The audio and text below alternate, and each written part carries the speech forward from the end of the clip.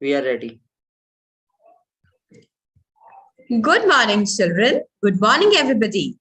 आप सभी को आसमान फाउंडेशन और यूनिसेफ की तरफ से प्यार भरा नमस्कार। मैं Ankur Jaipuria. Today I am your mentor और हम आज बहुत सारी करियर से रिलेटेड अच्छी अच्छी बातें करें। हमने यूपी के स्कूल्स के अंदर, आपके जितने भी स्कूल्स हैं सभी के अंदर बहुत अच्छे से हमने एक करियर का सेशन लिया था, जहाँ पे हमने करियर ओरिएंटेशन का सेशन लिया था कि करियर के मायने क्या है, कि करियर क्या होता है। करियर का मतलब है आपके सपने, आपकी उड़ान, कि आप आज से 5 साल बाद, 10 साल बाद, आप ज्यादातर बच्चे अभी 10वीं 11वीं या 12वीं में होंगे, तो आप बच्चे जब कॉलेज कर लेंगे, प्रॉब्ली कुछ बच्चे पोस्ट ग्रेजुएशन भी करेंगे, उसके बाद आप कहाँ जाना चाहते हैं, आप कैसा ऑफिस चाहते हैं, क्या उड़ान चाहते हैं, किस तरह के दफ्तर में या किस तरह का सेल्फ बिजनेस करना चाहते हैं, ये सब किस पे निर्भर करेगा? आपके करियर पे, आपके एप्टीट्यूड, आपके शौक, आपका पर्सनालिटी, आपका व्यक्तित्व और आपके इंटरेस्ट। तो इन सभी चीजों के ऊपर, जिसको हम शॉर्ट फॉर्म में API बोलते हैं, यानी कि एप्टीट्यूड, पर्सनालिटी और इंटरेस्ट। और इसी का टेस्ट जो हमने छोटा सा आपका कंडक्ट किया था, साइकोमेट्रिक असेसमेंट जिसे हम बोलते हैं, उसका मतलब होता है कि हम आपके ऊपर एक छोटा सा टेस्ट, यानी कि हम आपको जज करते हैं कि आपका इंटरेस्ट क्या है, आपकी पर्सनालिटी, आपके रुचि, आपके शौक, आपका व्यक्तित्व कैसा है, जिससे कि हम आपको बता सकें और सजेस्ट कर सकें। इनफैक्ट हम आपको थोड़ा सा हमारी नजर से बता सकें कि शायद आपके लिए ये करियर अच्छे रहेंगे, और उसके ऊपर अगर आप चलते हैं तो सक्सेस के जल्दी मिलने के चांसेस होते हैं। क्यों? क्योंकि वो आपके ऊपर निर्भर करता है टेस्ट, कि आप मन में क्या सोचते हैं। ये आपको, आपसे बेहतर कोई नहीं जानता है, but at the same time कई बार हम सोच ही नहीं पाते। हम सोचते हैं मेरा दोस्त ये कर रहा है, मेरे चाचा ने ये किया है, मेरे मामा जी ने ये किया, और क्या होता है, हम उसी लाइन में चलने लग जाते, ये सोचे बिना कि क्या ये मेरा शौक है, क्या ये मेरी मंजिल है, क्या मैं ये बनना चाहती हूँ या चाहता हूँ। और वो जब वो सोचे बिना हम करना शुरू कर देते हैं, तो हम उस मंजिल तक पहुंचने में बहुत टाइम लगता है, और कई बार नहीं भी पहुंच पाते हैं, क्योंकि हम बनने चले थे कुछ और, बन गए कुछ और शायद उसमें हम करियर बनाने की कोशिश करने लग जाए, हमारा कुछ फिक्स सैलरी भी हो जाए, बट हमें सेटिस्फैक्शन नहीं मिल पाता। और इसी को जापानीज टर्म भी कहा गया, जिसे कहा गया इकेगाय। इकेगाय मतलब आपकी रुचि क्या है, आप वर्ल्ड क्या चाहता है, वर्ल्ड में किस चीज की जरूरत है, और क्या आप वो काम करना चाहते हैं, और क्या आपको उस काम करने का पैसा मिलेगा। अगर ये सभी चीजें ज्वाइन होती हैं, तभी उस करियर को एक फुलफिल्ड करियर कहा जाता है, जिसमें आप भी खुशी महसूस करेंगे। नहीं तो कुछ टाइम बाद आपको अपना ही करियर बोरिंग लगने लग जाता है। आप ऑफिस जाते हैं सुबह, बहुत थक के जाते हैं, लोग ऑफिस से आने के बाद थकते हैं, आप ऑफिस जाने के नाम से थक जाते हैं, क्योंकि वो आपका इंटरेस्ट ही नहीं है। आप चाहते थे क्रिकेट खेलना और आप जा रहे हैं रेलवे के दफ्तर, आप चाहते थे रेलवे के दफ्तर जाना और आप बन गए हैं अकाउंटेंट, आप चाहते थे अकाउंटेंट बनना और आप बन गए हैं डॉक्टर, आप चाहते थे डॉक्टर बनना और आप बन गए हैं साइकोलॉजिस्ट। तो ये सब ना हो, उसी के लिए बच्चों, बहुत सारी बड़ी बड़ी कंपनियां और बहुत सारे बड़े बड़े लोग इस चीज में जुटे हुए हैं कि बच्चों को करियर काउंसलिंग राइट वक्त पे मिले, जिससे कि वो अपनी सपनों की दिशा देख सकें और चुन सके वो रास्ता जिस पर जाकर आगे उनको मंजिल मिलेगी और खुशी मिलेगी, सेटिस्फैक्शन मिलेगा, कंटेंटमेंट मिलेगा। यानी वो खुश होंगे कि हम इस लाइन में आए, क्योंकि वो उनकी मंजिल है। काम कुछ छोटा बड़ा नहीं है, चाहे आप एक डॉक्टर हो, चाहे अकाउंटेंट हो, चाहे इंजीनियर हो, चाहे एक वेट आप हो जो एक जानवर को देखते हैं, डॉक्टर। आज जैसे कई नए तरह के करियर हैं जो शायद पहले सोचते भी नहीं थे, शेफ बनना, इतनी पढ़ाई करके कोई शेफ बनता है? पर आपको पता है आजकल बड़े बड़े कंट्रीज, बड़ी बड़ी यूनिवर्सिटीज बहुत सारे शेफ के कोर्सेज चालू कर दिए हैं, क्योंकि वो आपका शौक है। वो करके आप उस मंजिल तक पहुंचते हैं जो आप चाहते हैं। अगर आपका हाथ खाना बनाने में अच्छा है, तो आप बड़ी बड़ी लोगों को गाइडेंस दे सकते हैं। बड़ा बड़ा लोग, बड़ी बड़ी होटल्स के अंदर, बड़ी बड़ी कंपनीज में आज शेफ का काम बहुत जरूरी है। आज चाहे कोई इंडस्ट्री हो, चाहे कोई फैक्ट्री हो, चाहे रेलवे डिपार्टमेंट हो, चाहे एयरलाइंस हो, चाहे हर जगह पे तो शेफ की जरूरत होती है। पर हम ये सोचते हैं कि ये करियर हमारे अनुरूप नहीं है। पर अगर आपका मन ये कहता है और वर्ल्ड को इसकी जरूरत है, तो आप इसमें जरूर अपना करियर बना सकते हैं। इसलिए जरूरत क्या चीज की है कि आपको ये सोचने की मुझे मेरा करियर कहाँ बनाना है और मेरी शौक क्या है, मेरी लाइकिंग क्या है, मैं किस दिशा में अच्छा बन पाऊंगी या बन पाऊंगा।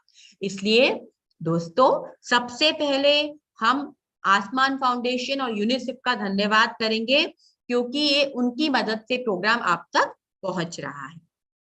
तो अब हम हमारी स्लाइड शो शुरू करेंगे, जिससे हम देख पाएंगे कि आज हम किस के बारे में बात करने वाले हैं।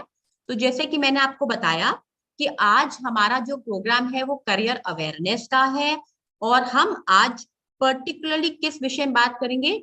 आज हम पर्टिकुलरली जो ह्यूमैनिटीज का पोर्शन होता है उसकी बात करेंगे। अब ये ह्यूमैनिटीज क्या है? हमने साइंस सुना था, कॉमर्स सुना था, आर्ट्स सुना था, तो ह्यूमैनिटीज क्या होता है? देखिए, साइंस में जब चीजों को हम बनाते हैं उन्हें हम साइंस बोलते हैं। उन्हीं चीजों को जब हम बेचते हैं, मार्केट में उसकी जरूरत पैदा करते हैं, वो कॉमर्स होता है। और उन्हीं चीजों को जब सोचते हैं, डिजाइन करते हैं, और वो कैसे एक व्यक्ति या गंतव्य जो हमारा एक संसार है उसको कैसे इफेक्ट करेगी, उसके बारे में जब समझते हैं, तो उसे हम ह्यूमैनिटीज बोलते हैं। ह्यूमैनिटीज का मतलब है लोगों पे काम करना, चाहे वो एक इंडिविजुअल हो, चाहे मार्केट एज अ होल हो। मार्केट को समझना और किस तरह से प्रोडक्ट की डिजाइनिंग करना कि वो मार्केट में सक्सेसफुल हो, उसे हम ह्यूमैनिटीज का पोर्शन मानते हैं। चाहे वो आप साइकोलॉजी करें, सोशियोलॉजी करें, हिस्ट्री करें, ज्योग्राफी करें, और बहुत सारे और सब्जेक्ट हैं जिनके बारे में आज हम देखेंगे। तो आज हम यूपी पंख करियर मार्गदर्शन पोर्टल के बारे में भी समझेंगे, क्योंकि ये ही वो डैशबोर्ड है जिसके थ्रू आपको ये सारी चीजें 1 मिनट में देखने को मिल सकती हैं। 550 करियर, 15,000 से अधिक कॉलेजेस, सब तरह के स्कॉलरशिप एग्जाम और सब तरह के एंट्रेंस टेस्ट की डेट, तारीख, कब एंट्रेंस डेट चालू हुआ है या होगा, उसकी अंतिम तारीख भरने की क्या है, और हम उसके अंदर अभी भी एलिजिबल है या नहीं है, ये सब चीजें हम जानकारी यूपी पंख करियर मार्गदर्शन पोर्टल पे जाके देख सकते हैं। जैसे कि मैंने बताया कि आज हम करियर इन ह्यूमैनिटीज की बात करेंगे। इसमें जो हम टॉपिक्स कवर करेंगे वो हम करेंगे psychology, sociology, anthropology, history and allied, geography and allied, political science and allied. ये एंड एलिड का मतलब क्या होता है? एंड एलिड मतलब उससे जुड़े हुए कार्य, यानी पॉलिटिकल साइंस है, अगर हम राजनीतिक शास्त्र पढ़ रहे हैं तो उस राजनीतिक शास्त्र और उससे जुड़े हुए करियर क्या क्या हो सकते हैं। Economics and allied, fine arts, visual arts, performing arts और लैंग्वेजेस के बारे में। अब सबसे पहले हम बात करते हैं साइकोलॉजी एज अ सब्जेक्ट। देखिए, आपने ह्यूमैनिटीज चुन लिया। अब ह्यूमैनिटीज में भी आपके पास बहुत सारी सब्जेक्ट चॉइसेस होंगी। हालांकि आपको ये भी देखना पड़ेगा कि आपके स्कूल में क्या चॉइसेस अवेलेबल हैं, क्योंकि सरकार बहुत सारी चॉइसेस देती है, बट कई बार स्कूलों के अंदर ज्यादा बच्चे वो सब्जेक्ट्स की डिमांड नहीं करते, इसलिए स्कूल वाले लिमिटेड सब्जेक्ट्स आपको ऑफर करते हैं कि भाई आप ये कॉम्बिनेशन ऑफ सब्जेक्ट ले सकते हैं। तो आपको अपने इंटरेस्ट के साथ स्कूल में अवेलेबिलिटी देखनी पड़ेगी कि मेरे को ये सब्जेक्ट स्कूल में अवेलेबल है भी या नहीं। तो पहला सब्जेक्ट जो ह्यूमैनिटीज में आता है वो है साइकोलॉजी, क्योंकि साइकोलॉजी मतलब एक ह्यूमन ब्रेन। देखिए, अगर आप पिक्चर भी देख रहे हो तो इसमें एक ह्यूमन ब्रेन बताया गया है ना। तो आज हम जब बात करते हैं एक ह्यूमन ब्रेन की, तो this is related to one single person. इसमें हम बात करते हैं कि एक ह्यूमन ब्रेन इंफॉर्मेशन कैसे रिसीव करता है, उसे कैसे प्रोसेस करता है, और कैसे उसका निष्कर्ष या आउटपुट निकालता है, उसे हम बोलते हैं साइकोलॉजी। तो साइकोलॉजी का सीधे शब्दों में अनुमान हो गया कि ह्यूमन ब्रेन को स्टडी करना और उसके बारे में चीजें समझना, उसकी डीपर एक्सप्लोरेशन करना और उससे जुड़े निष्कर्ष निकालना। तो जब आपको एक ह्यूमन पे स्टडी करनी होती है कि ह्यूमन कैसे बिहेव करेगा, तब हम साइकोलॉजी सब्जेक्ट ले सकते हैं। इसमें हमारा क्लिनिकल साइकोलॉजिस्ट आ गया। क्लिनिकल साइकोलॉजिस्ट मतलब जो अगर हमारे को कोई चीज का, कई बार हम बोलते हैं कई बच्चे होते हैं, हमें बचपन से जब हम प्री स्कूल में होते हैं तभी से इमोशनल डेवलपमेंट सिखाया जाता है, यानी कि खुश होना क्या होता है, सैड होना, एक्साइटेड होना, नर्वस होना। आज हर तरह का इमोशन जरूरी है, जरूरी नहीं हम हमेशा खुशी रह सकते हैं या हमेशा हम दुखी होंगे, हर तरह का इमोशंस होता है। ये इमोशंस की स्टडी और ये इमोशंस क्यों ट्रिगर होते हैं, हम कई बार कई चीज को देख के घबरा जाते हैं। कई बार कोई बच्चे होते हैं वो एम्बुलेंस की आवाज सुन के घबरा जाते हैं। अब ये उनके कुछ बचपन में हुआ होगा, उस चीज से रिलेटेड इफेक्ट उनके पर जिंदगी भर रहता है। कई लोग होते हैं जो जब लिफ्ट में हम ऊपर जाते हैं वो उसमें घबराते हैं, उनको लगता है वो जो बंद लिफ्ट होती है उसमें उनको नर्वसनेस आती है, उनके पसीने आने लग जाते हैं। या कई लोग होते हैं अगर सपोजिंग अफ्रीका घूमने गए, वहां पे माइंस में ले जाते हैं, जब माइंस में ले जाते हैं तो जब हम नीचे जाते हैं तो नीचे की तरफ वहां पर भी अंधेरा होता है, लिफ्ट में भी अंधेरा होता है, छोटी लाइट होती है तो उसमें लोग घबरा जाते हैं। तो आप हाइट से घबराते हैं, डेप्थ से घबराते हैं, आप कोई एनक्लोज्ड एनवायरनमेंट से घबराते हैं, आप कोई साउंड से घबराते हैं, ये सब आपके कुछ ट्रिगर्स बचपन के होते हैं। तो क्लिनिकल साइकोलॉजी स्टडी करता है कि आपको क्या क्या चीज से आप ट्रिगर होते हो और उन चीज को कैसे सॉल्व किया जाए जिससे कि आपकी लाइफ में ये प्रॉब्लम्स दोबारा दोबारा नहीं आए। इसीलिए हम क्लिनिकल साइकोलॉजिस्ट को कंसल्ट करते हैं जब कोई चीज से हमें घबराहट होती है या हम कोई चीज से ओवर एक्साइटेड होते हैं या ओवर हाइपर हो जाते हैं, तो उन चीजों को समझने के लिए, कंट्रोल करने के लिए क्लिनिकल साइकोलॉजिस्ट की जरूरत होती है। अब आप इसी में देखेंगे कि नेक्स्ट है career and guidance. Career and guidance क्या है? करियर एंड गाइडेंस का मतलब है कि जब हम बात करते हैं कि करियर की बात, जैसे मैं एक करियर काउंसलर हूँ, उसी तरह से करियर काउंसलर आपको आपके करियर के बारे में बताता है। गाइडेंस काउंसलर आपको गाइड करता है थ्रू वेरियस थिंग्स। सपोजिंग आप कोई पर्टिकुलरली अवार्ड्स में पार्टिसिपेट कर रहे हैं और आपको गाइडेंस लेनी है कोई चीज की या कोई पर्टिकुलर फील्ड में गाइडेंस लेनी है, तो करियर एंड गाइडेंस काउंसलर आपको उस चीज में आपकी हेल्प करेंगे। इंडस्ट्रियल या ऑर्गेनाइजेशनल काउंसलर क्या होते हैं? जो इंडस्ट्रीज में हेल्प करते हैं बेटा, क्योंकि इंडस्ट्रीज बहुत सारी होती हैं तो वहां पे भी काउंसलर चाहिए, साइकोलॉजिस्ट चाहिए जो समझ सके कि ये इंडस्ट्रियल जो ऑर्गेनाइजेशन है उसके अंदर लोगों की मानसिकता क्या है, वो क्या चाहते हैं, उनका जनरल विकास किससे होगा, वो उनके विकास में क्या बाधा डालता है और वो हम कैसे सॉल्व कर सकते हैं प्रॉब्लम, उसको हम इंडस्ट्रियल साइकोलॉजी में पढ़ते हैं। फॉरेंसिक साइकोलॉजिस्ट, फॉरेंसिक साइकोलॉजिस्ट क्या होते हैं? जब कोई क्राइम होता है तो क्राइम के टाइम लोगों की स्टडी होती है। सपोजिंग क्राइम के टाइम 10 लोगों पे शक किया जा रहा है, तो उन 10 में से लोगों की स्टडी करना कि, क्योंकि हमें शॉर्टलिस्ट तो करना पड़ेगा कि एक्चुअल क्राइम किसने किया है, 10 में से 8, 8 में से 5 लोगों पे हमें हमारा फोकस डालना पड़ेगा और उनमें से हम जो फॉरेंसिक साइकोलॉजी होता है वो मदद करते हैं ये ज्ञात करने में कि एक्चुअल क्राइम किसने कमिट किया होगा। तो ये उन लोगों पे स्टडी करते हैं जो लोग क्राइम से जुड़े हुए हैं, तो वो फॉरेंसिक साइकोलॉजिस्ट का काम करते हैं। मार्केटिंग एंड कंज्यूमर बिहेवियर, आज साइकोलॉजी यहाँ क्यों चाहिए? अगर हमें नहीं पता होगा कि कंज्यूमर क्या चीज को लेके एक्साइटेड है, मार्केट में क्या चीज खरीदने को वो उत्सुक है, क्या चीज वो नहीं खरीदना चाहता है, क्या चीज और 2 साल बाद वो कंटिन्यूसली खरीदेगा या क्या चीज रिडंडेंट हो जाएगी, मतलब वो बिल्कुल बाजार में बिकनी बंद हो जाएगी। जैसे फैक्स मशीन आई थी पहले, अब आजकल ईमेल इतना कन्वीनियंट हो गया कि फैक्स मशीन बिकनी ही बंद हो गई या बहुत कम हो गई उनकी बिक्री, पेजर आए थे। तो आज व्हाट्सएप आ गया है, there so many new things which have come up कि कुछ चीजें पुरानी रिडंडेंट हो जाती हैं। इसीलिए हम marketing and consumer behaviour study करते हैं जिससे कि वो साइकोलॉजी स्टडी करके आगे वाली चीजों पे हम देख सकें कि क्या चीज मार्केट में आने वाली है या रहेगी और किसमें बेनिफिट होगा मार्केट में हमें काम करने से। स्पोर्ट्स साइकोलॉजिस्ट, स्पोर्ट्स साइकोलॉजिस्ट क्या होते हैं?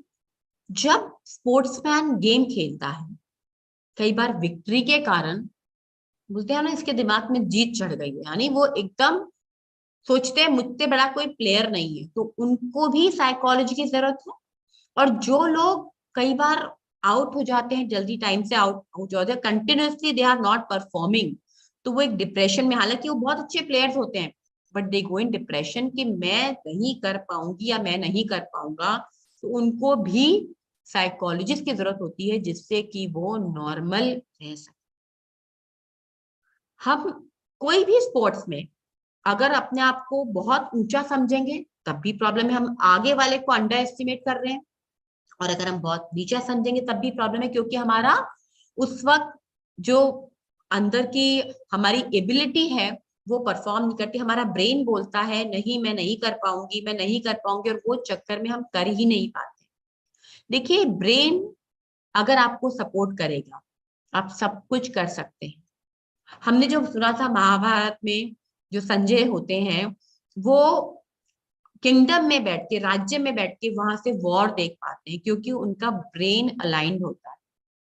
हम जो पहले स्टोरीज के रूप में सुनते थे ना बच्चों, वो सब कुछ पॉसिबल है अगर हमारा ब्रेन अलाइंड होगा, अगर हमारा ब्रेन सही दिशा में सोच पाएगा। क्योंकि अकॉर्डिंग टू साइंस हम अपने ब्रेन का 1/10 हिस्सा भी यूज नहीं करते हैं, ट्रिगर नहीं करते हैं।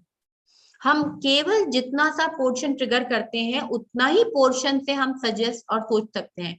अगर हमें ब्रेन को एक्टिव बनाना है तो हमको हमारे ट्रिगर पॉइंट सोचने पड़ेंगे कि हम किस चीज से हमारे ब्रेन को, चाहे वो मेडिटेशन हो, चाहे वो क्या चीज है कि जिससे आपका ब्रेन और अपने आप को, अपनी पोजीशन को यूज कर सके और उससे बेहतर हम रिजल्ट ले सकें। उसके लिए हमें अपने आप को मोटिवेट करना बहुत जरूरी है, और साइकोलॉजिस्ट कहीं ना कहीं हमें मोटिवेट करने का, हमें बराबर राह दिखाने का काम करता है। तो psychologist is a beautiful subject अगर आप इस चीज में इंटरेस्टेड है। पर इसका एक चीज का ध्यान रखेंगे आप, कि साइकोलॉजी में ज्यादातर लोग आपके पास प्रॉब्लम लेके आते हैं। स्पोर्ट्स साइकोलॉजिस्ट ऑफ कोर्स उस आदमी को स्पोर्ट्स की प्रॉब्लम, इसलिए वो आपसे साइकोलॉजी, आपसे कुछ कंसल्टेशन मांग रहा है। तो आप हर जगह क्योंकि कंसल्टेशन दे रहे हैं, तो आप जब लोगों की तकलीफें सुन रहे हैं, it should not demotivate you. आपको अपना प्रोफेशन और अपने आप का इंडिविजुअल अलग अलग रखना पड़ेगा। अगर आप किसी की प्रॉब्लम में खुद ही बहुत ज्यादा इमोशनल हो गए तो आप उसके लिए बर्डन बन जाएंगे, ना कि आप उसका कंसल्टेशन कर पाएंगे। इसलिए साइकोलॉजिस्ट को ये चीज बहुत ध्यान रखने की जरूरत है कि मुझे किसी के भी प्रॉब्लम से, प्रॉब्लम का हिस्सा नहीं बनना है।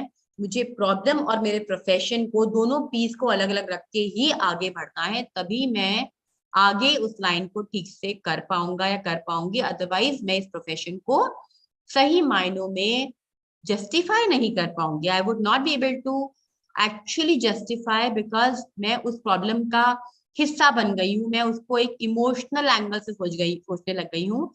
इस कारण से मैं सही जजमेंट नहीं दे पाऊंगी। Otherwise psychology is a beautiful subject. Next subject की जब हम बात करते हैं तो वो है सोशियोलॉजी या सोशल वर्क।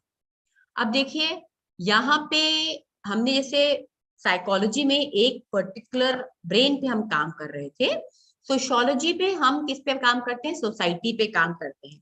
जब हम सोसाइटी को चेंज करने का काम करते हैं तब हम उसे सोशियोलॉजी के अंदर लाते हैं। तो इसमें भी सब काम वही कर रहे हैं, but now we are working on a group. हम जब साइकोलॉजी पढ़ रहे थे तो हम इंडिविजुअल्स पे काम करते हैं, इंडिविजुअल ब्रेन से काम करते हैं। वो कलेक्टिव जब बन जाता है तो उसे हम सोशियोलॉजी बोलते हैं। तो सोसाइटी को चेंज करने के काम को सोशियोलॉजी बोलते हैं।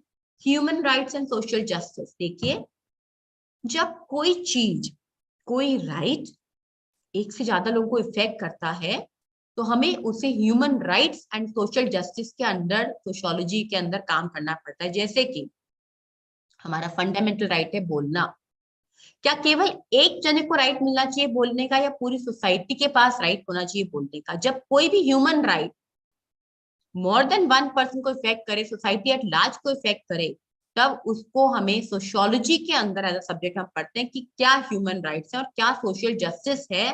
जो सोशल जस्टिस हर इंसान को इक्वल मिल सके। हम अलग अलग रूल्स अलग अलग लोगों के लिए नहीं बना सकते based on the caste, creed, religion. No, ये इस कास्ट का इसके अलग अलग रूल्स हैं, ये इस क्रीड के हैं, ये गोरा है, काला है, ये इस रिलीजन का है। उस कारण से अलग अलग सोशल जस्टिस के एंगल्स नहीं हो सकते। इसीलिए सोशियोलॉजी के अंदर हम एक बेसिक रूल जो सभी पे अप्लाई करता है उनको स्टडी करते हैं और उन्हीं के राइट्स के बारे में हम बात करते हैं। थियोलॉजी, तीसरा इसमें जो सब्जेक्ट हम पढ़ते हैं वो है थियोलॉजी। थियोलॉजी का मतलब है स्टडी ऑफ गॉड, जहां हम जो ये ईश्वर हैं, हम जो भी हम नाम से उन्हें बोले, जब हम उनके बारे में स्टडी करते हैं, हम जब धर्म शास्त्र की बात करते हैं, देखिए ह्यूमैनिटीज में जितने भी हम सब्जेक्ट्स पढ़ेंगे ना, ज्यादातर वो साइंस रिलेटेड है, शास्त्र रिलेटेड है। ऐसा क्यों? साइंस तो हम साइंस से पढ़ते हैं ना, बट जो हम यहाँ भी पढ़ रहे हैं वो साइंस से रिलेटेड है, क्योंकि ह्यूमन साइंस है। हमारी बॉडी कैसा बिहेव करेगी इंटरनली, एक तो होता है हमारे ऑर्गन्स कैसा बिहेव करेंगे, वो समझती है साइंस। हमारा ब्रेन कैसे इफेक्ट करेगा वो समझेगा हमारा ह्यूमैनिटीज। तो आज जब हम एक धर्म की बात करते हैं, धर्म शास्त्र की बात करते हैं, उसे हम थियोलॉजी में पढ़ते हैं। इसके बारे में, धार्मिक चीजों के बारे में स्टडी करना, रिसर्च करना, वो हम थियोलॉजी के अंडर करते हैं।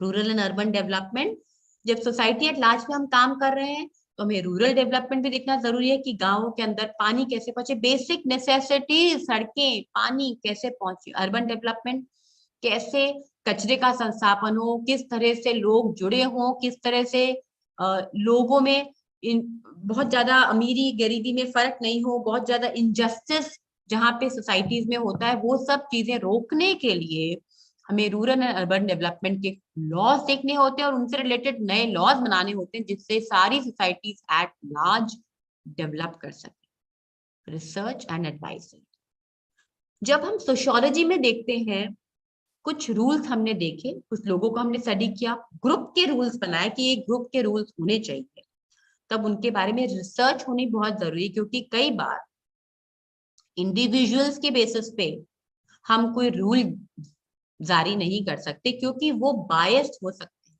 हो सकता है मेरी अवधारणा कुछ है, उससे रिलेटेड मेरा बचपन कुछ रहा है, मेरी अवधारणा कुछ है, उससे रिलेटेड मैंने बोला नहीं ये चीज गलत है सोसाइटी में, हो सकता है मैं गलत हूँ। तो हम एक इंडिविजुअल के बेसिस पे कोई लॉ को पास नहीं कर सकते टिल द टाइम उस चीज पे रिसर्च हो।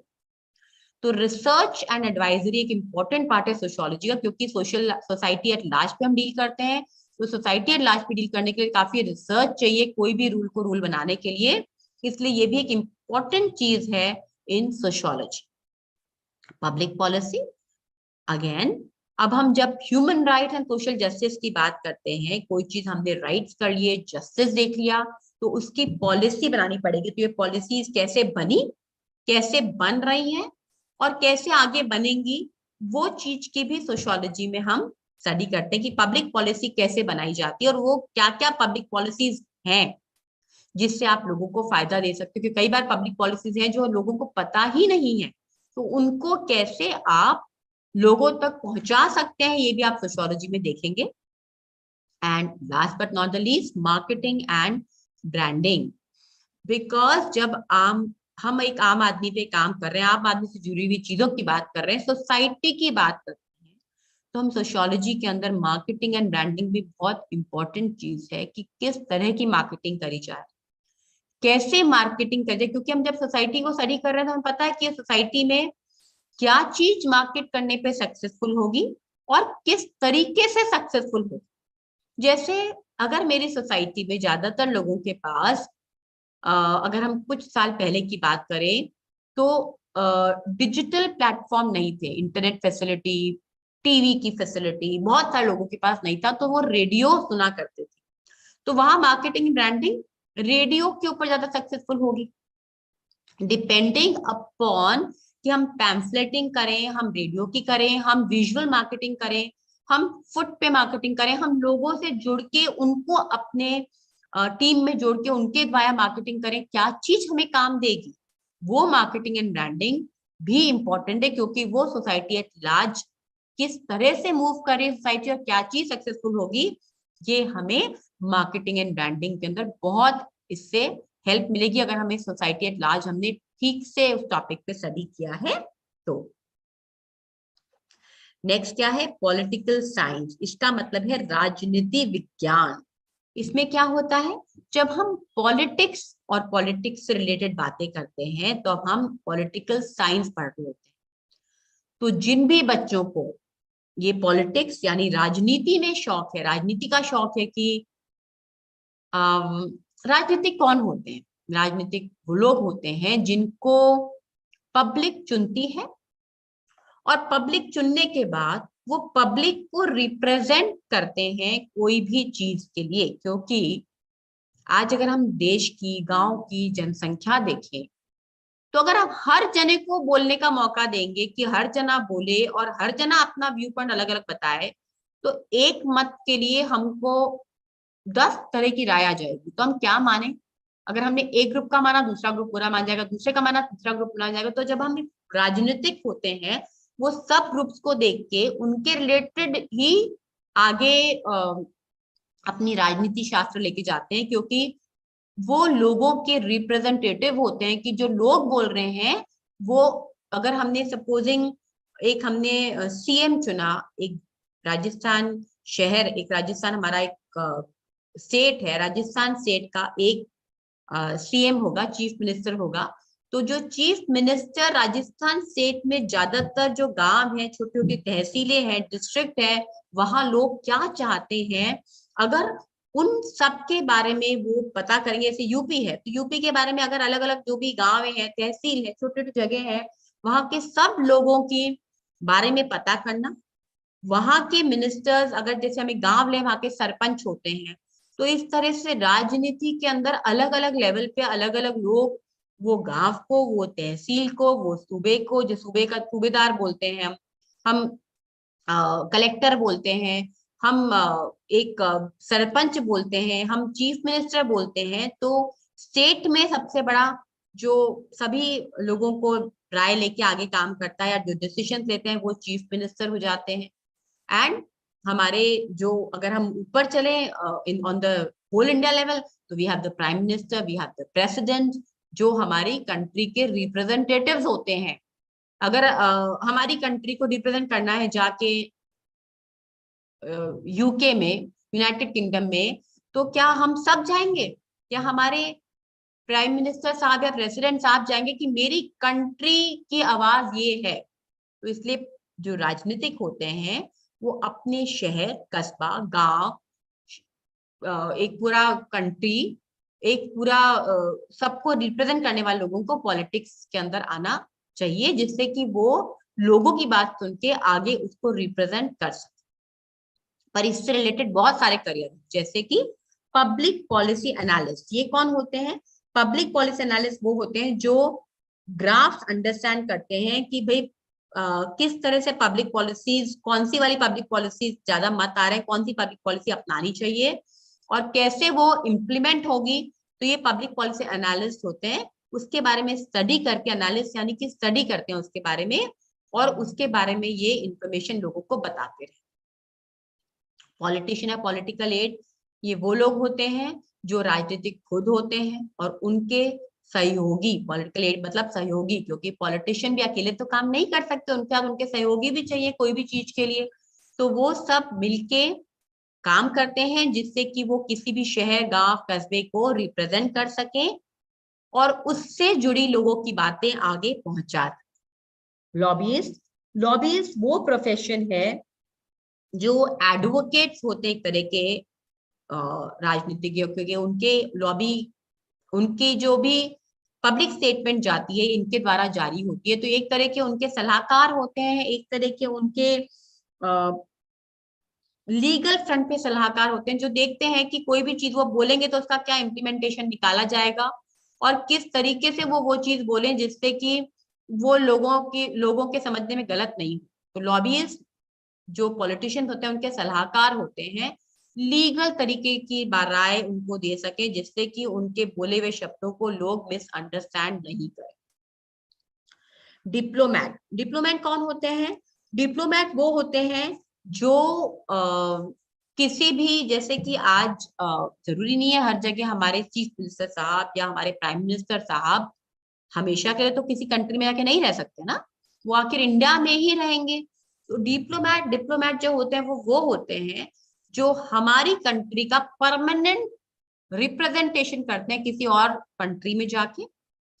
जैसे कि जब हम बोलते हैं कि हमारी, अगर हम नई दिल्ली में देखें तो बहुत सारे देशों के डिप्लोमेट वहां रहते हैं, चाहे वो सिंगापुर के हो, जापान के हो, यूनाइटेड किंगडम के हो, अमेरिका के हो, कि वो वहां पर जो भी रिलेटेड चीजें हो रही हैं इंडिया के अंदर, वो चीजों में उनकी कंट्री कैसे हेल्प कर सकती है, उनकी कंट्री का क्या मत होगा, ये वो लोग बराबर डिप्लोमेट जो होते हैं वो वहां पर रह के उस चीज को समझते हैं, उस पे अपनी कंट्री की राय करते हैं और उसके बारे में यहाँ पर उसके बारे में बताते हैं। तो diplomat is again a representative of some other place in some other place, यानी किसी और जगह के निवासी होते हैं और वो किसी और जगह पे काम करते हैं जहां पे रह के वो उस अपनी कंट्री, अपने देश को रिप्रेजेंट कर सके, उन्हें डिप्लोमेट कहा जाता है। पॉलिसी एनालिस्ट, अब ये पॉलिसी एनालिस्ट क्या होते हैं? पॉलिसी एनालिस्ट वो लोग, एक तरह से इसमें देखिए साइंटिस्ट लिखा है, साइंटिस्ट क्यों लिखा है? क्योंकि ये वो लोग हैं जो कैंपेन की स्टडीज करते हैं और उसके बारे में ये बताते हैं कि भाई अब क्या इलेक्शन पर्टिकुलरली ज्यादातर ये जो इलेक्शंस होते हैं, तो इलेक्शंस की स्टडी करके ये बताते हैं कि वोट किस तरफ जा रहे हैं, ये साइंटिफिक तरीके से ज्ञात करते हैं कि वोट किस दिशा मूव कर रहे हैं और कौन सी पार्टी के आने की संभावना है और कैसे कोई पार्टी आके उसके अंदर एलीट का रोल अदा करेगी या दो पार्टियां मिलकर नई पार्टी बनाएंगी, तब ये पॉलिसी एनालिस्ट का काम करते हैं। ये लोग वो लोग हैं जो उस दिशा में काम करते हैं। जैसे कि Pranab Mukherjee is a very wonderful policy analyst और इनकी ज्यादातर जो भविष्यवाणियां होती हैं वो भी काफी सही जाती हैं। ये इलेक्शन कैंपेन में ज्यादातर काम करते हैं। फॉरेन सर्विस ऑफिसर क्या होता है? ये होते हैं जिन्होंने यूपीएससी, जो अपने गवर्नमेंट का एग्जाम होता है, ये दे दिया होता है, ये फॉरेन सर्विसेज के लिए जाते हैं और ये फॉरेन सर्विस में जाके ऑफिसर का रूप अदा करते हैं। देखिए डिप्लोमेट अलग था, डिप्लोमेट रिप्रेजेंट करते हैं और ये ऑफिसर होते हैं फॉरेन सर्विसेज के अंदर। इसके लिए आपने अगर ह्यूमैनिटी से बीए पॉलिटिकल साइंस करी है और फिर आप सीधे यूपीएससी का एग्जाम देके फॉरेन सर्विस ऑफिसर भी बन सकते हैं। सीफोलॉजिस्ट, अब ये भी पॉलिसी एनालिस्ट का रूप ही है, बट पॉलिसी एनालिस्ट पूरे पॉलिटिकल सिस्टम को स्टडी करते हैं कि पूरे पॉलिटिकल सिस्टम के अंदर कैसे, अपार्ट फ्रॉम वोटिंग, किस तरह से और नीतियां जाएंगी, कहाँ पे कौन सी नीति आने के चांसेस हैं, कौन सी नीति होता है बंद हो जाए। जैसे सपोज कभी हमारी एजुकेशन की नई एनईपी पॉलिसी आई है, तो कौन सी पॉलिसी किस दिशा मूव कर रही है और कौन सी पॉलिसी किस हद तक लागू होगी, ये हर चीज स्टडी करते हैं पॉलिसी एनालिस्ट। चाहे वो इलेक्शन तो है, सब चीज के बारे में स्टडी करते हैं। तो they are on the broader term. जबकि सीफोलॉजिस्ट, जो ये लास्ट टर्म हम पढ़ रहे हैं, पी साइलेंट है इसलिए उसे हम सीफोलॉजिस्ट के नाम से पुकारते हैं। सीफोलॉजिस्ट वो लोग हैं जो केवल इलेक्शन ट्रेंड्स को स्टडी करते हैं कि इलेक्शन ट्रेंड्स के अंदर, जैसे कि इलेक्शन ट्रेंड में हमारा कौन से तरफ इलेक्शन ट्रेंड्स मूव कर रहे हैं, क्या आगे कौन सी पार्टी के आने की संभावना है, कितने वोटों से आने की संभावना है, कितने वोटों से वो आगे चल रही है, क्या दो पार्टी साथ मिलकर आएंगी कोई जगह पे, वो सब ये सीफोलॉजिस्ट स्टडी करते हैं। इनमें कुछ फेमस लोग हैं जैसे प्रणव रॉय, ये एनडीटीवी के फाउंडर हैं और ये भी काफी फेमस हैं इन टर्म्स ऑफ सीफोलॉजिस्ट। ज्योग्राफी, अब ज्योग्राफी क्या है? ये सब्जेक्ट अगर हम हिंदी में समझें, इसे हम कहते हैं भूगोल। भूगोल के अंदर हम किसी भी जगह की फिजिकल स्पेस को समझते हैं कि उस जगह पे कितने पहाड़ हैं, कितनी नदियां हैं, वहां किस तरह की ज्योग्राफी है, वहां किस तरह का नेचर है, वो हम जब स्टडी करते हैं about various landforms, various kind of landform कैसे कैसे हो सकते हैं, they can be mountain, they can plateau, they can be desert, they can be plains, फिर उसके अलावा किस तरह के पहाड़ हैं, किस तरह की नदियां हैं, किस तरह का वहां पे क्लाइमेट है, कौन से जगह पे वॉल्केनो इरप्शंस हो चुके हैं या हो सकते हैं। तो जब हम किसी भी जगह की फिजिकल स्पेस को स्टडी करते हैं, वो हम ज्योग्राफी के अंदर स्टडी करते हैं। आपने बहुत फेमस आजकल ज्योग्राफी में अगर आप देखें, जैसे जो जीपीएस हमारे फोन पे होता है, तो जीपीएस क्या है? एक जगह की ज्योग्राफी स्टडी करना कि एक जगह दूसरे कैसे पहुंचा जाएगा। तो रोड किस दिशा में है वो जीपीएस से हम देखते हैं। पर आप जब जीपीएस ओपन करते हैं, गूगल मैप्स ओपन करते हैं, वो दिखाता है वहां पे कि कहाँ माउंटेन्स है, कहाँ रिवर है। एक जगह की पूरी फिजिकल स्पेस को स्टडी करने को ही ज्योग्राफी बोलते हैं। इसके अंदर क्या क्या सब्जेक्ट हो सकते हैं? Environmental and community planning. अगर आपको पता है कि कौन सी जगह पे डेजर्ट है, कहाँ माउंटेन है, कहाँ रोड है, कहाँ रोड बन सकती है, तो आप एनवायरमेंटल प्लानिंग में हेल्प कर सकते हैं। क्योंकि हम कई बार सुनते हैं सड़कें बनाने के लिए पहाड़ काट दिए और पेड़ काट दिए, या रोडें बनाने के लिए हिल स्टेशन पे पहाड़ काट दिए गए। तो ये एनवायरमेंटल की प्लानिंग करते हैं कि कौन सी जगह सड़क बन सकती है और कौन से पहाड़ नहीं कट सकते हैं, रोडें नहीं बनाने के लिए पेड़ नहीं कट सकते हैं। ये कम्युनिटी की प्लानिंग करते हैं कि कौन सी जगह पे पार्क होना चाहिए। पूरे एज अ सोसाइटी की ज्योग्राफी को डील करके सोसाइटी की प्लानिंग करते हैं कि कहाँ पे पार्क आना चाहिए, कहाँ पे हॉस्पिटल आना चाहिए, कैसे एनवायरनमेंट को बचाने के लिए अलग अलग नीतियां जारी करनी चाहिए। ये वो सब काम करते हैं जिन्हें एनवायरमेंटल एंड कम्युनिटी प्लानिंग का शौक है, वो इस लाइन को पकड़ सकते हैं। Cartography and mapping. जब हम मैप्स बनाते हैं, आपने बच्चों 7th 8th से देखा होगा, आप लोग मैप्स बनाते हैं, physical maps and political map. Political map क्या होता है? जहां पे हम केवल स्टेट एंड द कैपिटल्स, या फिर जो दुनिया में अलग अलग देश हैं और उनके कैपिटल्स को स्टडी करते हैं, वो हमारे जाता है पॉलिटिकल मैप में। फिजिकल मैप में क्या क्या होता है? जैसे इंडिया एज ए कंट्री हम लें, कहाँ कौन सी, जैसे अरावली माउंटेन्स हैं, कहाँ नॉर्दर्न ईस्टर्न प्लेटू है, कहाँ साउदर्न ईस्टर्न प्लेटू है, कौन से रिवर्स हैं, लेक्स हैं। जितनी भी लैंड फॉर्म्स को हम स्टडी करते हैं, वो हम मैप्स के थ्रू करते हैं। कार्टोग्राफी मतलब मैप्स को बनाना। चाहे वो आप, पहले तो मैप बनते थे through lot of manual work, अब बहुत डिजिटल वर्क से मैपिंग होती है, क्योंकि अब हर काम डिजिटल पे जा रहा है, इसलिए कार्टोग्राफी भी डिजिटल के थ्रू हम कर रहे हैं। तो that is one important thing. जिन बच्चों को मैथ्स बनाने का बहुत इंटरेस्ट है वो इस फील्ड में जा सकते हैं। Disaster management.